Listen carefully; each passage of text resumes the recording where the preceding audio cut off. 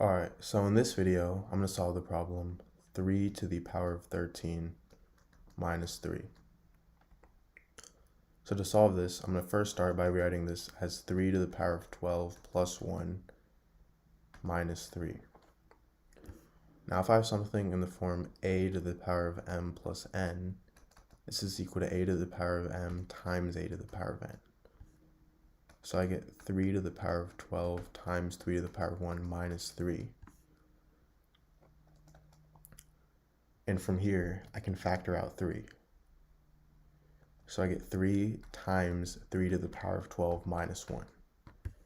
Now 3 to the power of 12, I'm going to rewrite as 3 to the power of 6 times 2.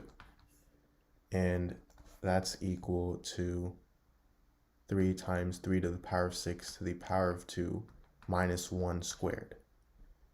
And I'm writing this like this because now I can use the property a squared minus b squared is equal to a plus b times a minus b. So this turns into 3 times 729 plus 1 times 729 minus 1. This is equal to 730 times 728.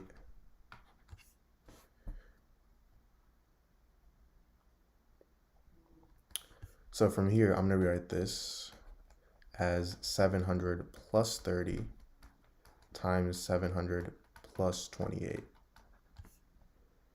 So this is equal to 3 times 700 squared plus 700 times 28 plus 30 times 700 plus 28 times 30.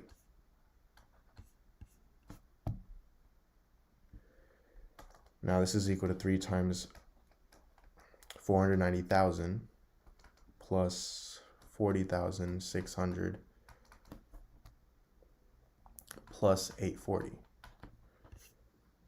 which is equal to 3 times 531,440, which is equal to 1,594,320. So this is my answer. Alright, so in this video, I'm going to solve the equation x to the power of 3 minus 8 is equal to 0. So how most people solve this equation is they add 8 on both sides. So I get x to the power of 3 is equal to 8. And then they take the cube root on both sides. So the cube root of x to the power of 3 is x, and the cube root of 8 is 2. So then they get x equals 2, which is a solution to this equation. But actually, there are more than one solution to this equation. So I'm going to rewrite my equation here, x to the power of 3 minus 8 equals 0. And now I'm going to rewrite 8 as 2 to the power of 3.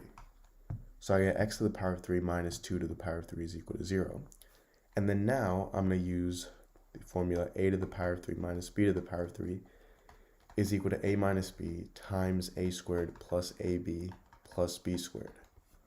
So in this case, this turns into x minus 2 times x squared plus 2x plus 4 is equal to 0.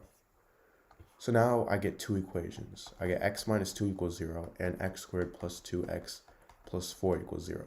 So for x minus 2 equals 0, I get x equals 2, which was a solution that we already got. But now see on top of this, we have a whole nother equation with 2 more solutions because it's a quadratic equation. So to solve this, I'm going to use the quadratic formula.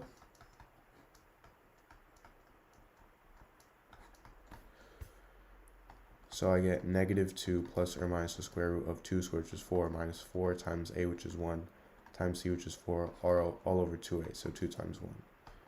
And this turns into negative 2 plus or minus the square root of 4 minus 16 over 2, which is equal to negative 2 plus or minus negative 12 over 2.